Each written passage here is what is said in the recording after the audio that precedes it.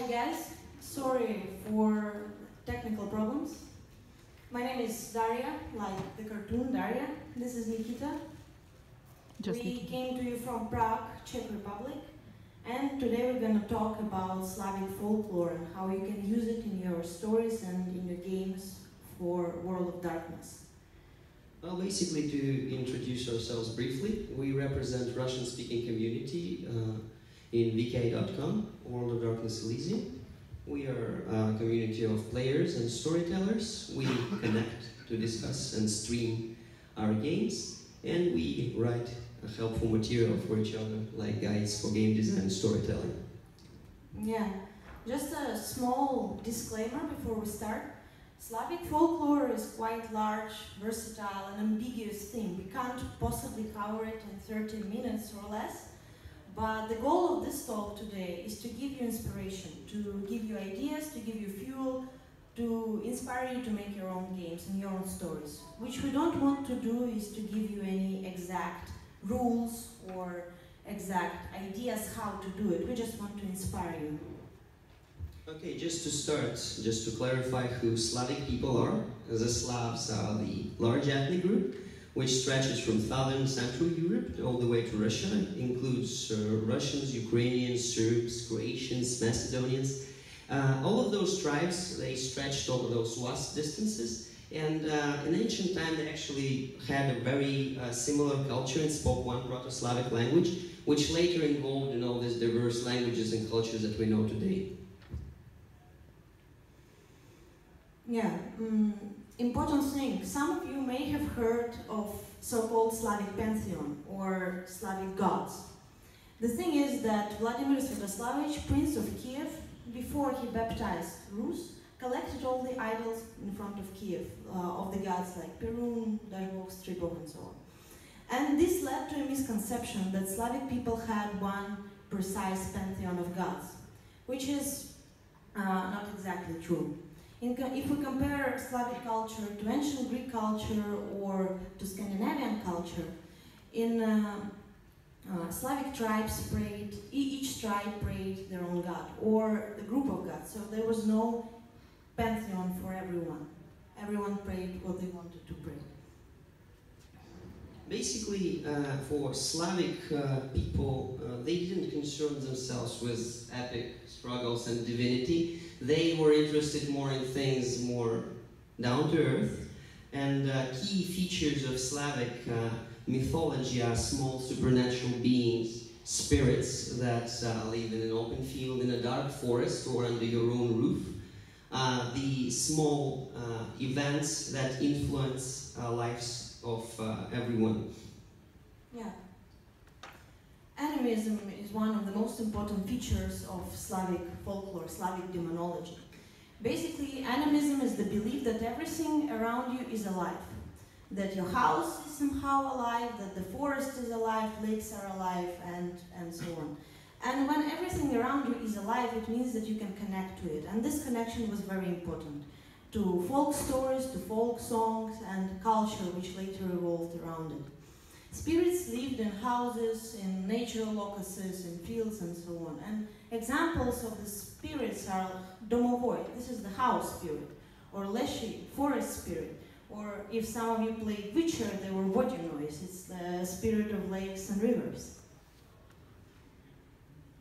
Basically, sorry, that's yours. That's mine. No, it's not mine. That's yours. Are you sure? Yes. I think it's yours. No, it's yours. Okay, basically death and spirits of the dead played a huge role in Slavic mythology.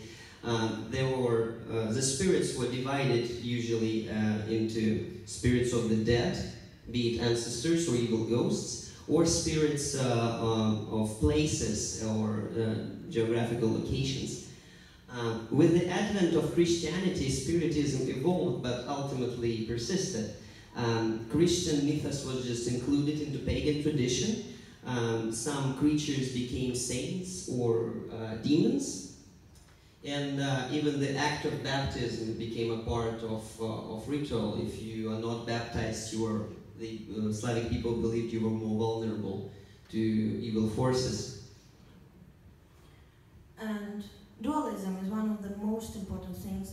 Slavic culture when we speak about folklore and demonology. Dualism means basically that the spirit or supernatural being that you know is not an exactly good or evil. It depends on the situation. The same spirit, like a house spirit, you see this picture, it's a house spirit. The picture that I showed before is also a house spirit. And you see the difference even in portrayal, which actually means that the same entity will be good to you or will be bad to you, and it depends on how you act towards it. Small fables, which are told by our grandmothers, tell you how to behave and what rules you have to obey not to get screwed over by a supernatural entity. And it affects even the folk tales. The same character can have a radical personality change. It can be, in the beginning it's good, in the end it's evil, and vice versa. This is mine. Okay. And generally, death and dying, as Nikita mentioned before, played a huge role in Slavic mythology and demonology. Because death itself is a very mysterious process, and especially for people back then. They believed that person, if he dies, he can come back to life if something stops him. If he was not buried properly, if his relatives really want him to come back, or if he's just, you know, an evil being. And now we finally reach vampires. Vampires were quite prominent in Slavic culture. From the most ancient times, people mentioned vampires, or they were called upirs. Vampire basically is an evil spirit, a person who came back to life to harm others. There are no exact evidence of how vampires were born, but actually proof was, or some sources mentioned that if the person committed suicide, or if he wasn't baptized before he died, he can come back and harm others. And Slavic people tried to avoid negative contact with the dead. Therefore, they performed rituals and special celebrations to commemorate the dead. There are even evidences of how Slavic people made a feast to honor enemies who died on their land, to avoid them, to prevent them from coming back to life and harm everyone. Let's, elephant in the room. Elephant in the room, the most famous Slavic folklore character, Baba Yaga, or as we prefer to translate it, old hag Yaga. We picked her as an example of a folklore character for several reasons. She is not only the most famous, she is one of the most typical, let's say. She illustrates a lot of concepts that we touched just a couple of minutes ago. She doesn't have a set backstory or origin. Yaga appears across all of the Slavic cultures in one form or the other. Sometimes she is more witch-like, with hexes and potions and occasional cannibalism. Sometimes she is portrayed as the warrioress who has an army. Sometimes she is portrayed as a guardian or judge that guards entrance to the land of the dead. Yaga takes many forms, but some features pop up in the descriptions more often than others. Her house is the character on itself. It stands on chicken legs, and sometimes by physically turning, it can serve as gateway between land of the living and land of the dead. She is also often described with skeletal leg or bony leg, which symbolizes her being in two worlds at the same time. Sometimes she acts as aid to characters and helps them to cross over to the land of the dead by performing rituals which resemble burial rites. Characters eat poisoned food, they pretend to be dead, and that's how they cross over. Overall, she is not good or evil character. She's as every other being in Slavic folklore. It really depends on the context. She can be a direct antagonist, or she can be a very neutral, very indifferent actor, or even an ally. In some fairy tales, tale, she even serves as a kind of a mentor to a protagonist. She gives him advice, she feeds protagonist, and she acts like this, maybe even like a forest spirit or guardian of a forest. What is important about Slavic culture is that since everything around you is alive and spirits are everywhere, it means that you didn't need to be a mage or a wizard to communicate with supernatural. Everyone could do it. A mother could do it, father could do it, king could do it, and a tradesman could do it. So, if you wanted, you can communicate with supernatural around you by asking them for favors and paying some tribute, giving something in return. And the way of communicating with spirits depended on what is the spirit, what is a supernatural being. If the supernatural being is good, people said that they leave their house dressed all beautifully, dressed in white, speak loudly, and talk to this creature. If the creature was evil and they wanted to harm their neighbors by it, they say, on the contrary, that I exit my house where the cockroaches exit my house, where the dogs go. I speak quietly so only evil can hear me. In the ancient times, all these entities were basically summarized in two groups. Byrygines, which represented good spirits, and vampires or upers, which represented evil spirits. Later, when Christianity came to be, Byrygines were substituted with saints and angels, and vampires gained demonic or satanic features.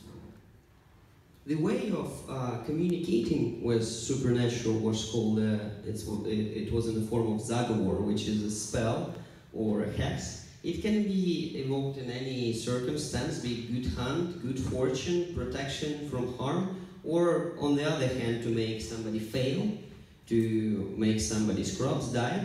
Zagovors are very detailed and meticulously crafted. If you wanted to make a zagovor to protect your house, you would have to mention the windows, the doorways, the chimneys, everywhere that evil can enter, and also that the spirits that you communicate with, so they wouldn't cheat you by finding a loophole in your request. So yeah, if we wanted to hex to protect this hallway, we should mention the door. It would take a long time. It would take a really long time because we would have to mention all the possible entrance for the evil. Yeah. Basically, what summarizes the Slavic approach to evil, it wasn't a force that one seek to fight with. It was a static feature of the world. It was present everywhere, in all things, at all times. People believed that they had to actively protect themselves not to fall prey to the evil that lurked everywhere. And sometimes the tributes and sacrifices were made to appease the potential aggressor, because people believed that if they let their guard down and you will not be sufficiently spiritually protected, you can fall victim to those powers. Also, evil was a source of always available power for people. They believed that because evil is everywhere, you can always find contact with it. If you wanted to harm your neighbor or make your enemy fail against you, you can always find an evil spirit or vampire to ask for it. And it was often anthropomorphized, but it didn't have to have a face. It was just a force without any specific actor standing behind it. Yeah, it could have a name. Some people might imagine their dead relatives or their dead enemies coming back to life, but generally it didn't have to have a name or a face. And to the end, basically, how past affects present. I can't speak about every Slavic countries. I grew up in Russia, but I live in Czech Republic. What I do know is that Slavic people tend to have a little bit of an occult to them. These stories are shared by our grandparents, by our parents. We all know about zagovors. We all know that there are some certain rituals that you have to perform to be lucky or not to get screwed up. And even in modern times, this is Moscow city, people are willing to pay money to sorcerers, to get rid of hexes, to make somebody love you, or to curse your neighbors. Not everyone, of course, but there are certain people who actually still believe it. And if you meet this kind of a sorcerer, you can notice that some pagan symbols and pagan rituals are neighboring with Christian symbols, like icons, crucifixes, holy water, and it goes together perfectly. No one has any problem with that. Very important thing as well is that many holidays which we celebrate even here, even in Czech Republic, have pagan roots to them. For example, holidays that celebrate seasonal changes, certain spiritual entities, and so on. So if you are planning to make your stories based in Eastern European countries and Russia, don't forget the spirits are everywhere. You can't avoid them. You should always think about them. And that's it. So thank you very much. Thank you. Thank you for listening.